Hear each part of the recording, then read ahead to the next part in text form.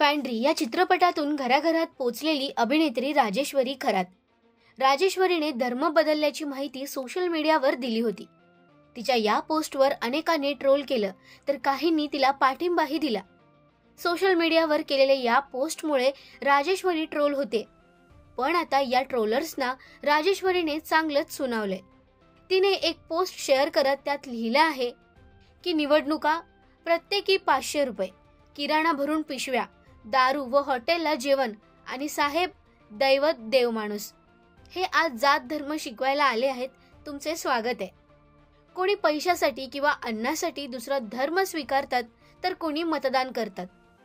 माझ्या मते एकतर दोघेही बरोबर किंवा दोघेही चुकीचे, असं राजेश्वरीने लिहिलं असून तिने एक खाली टिपही दिलीय. यात लिहिलंय की टिप, माझा जन्म ख्रिस्ती कुटुंबातील आहे आणि मी सर्व धर्मांचा आदर करते.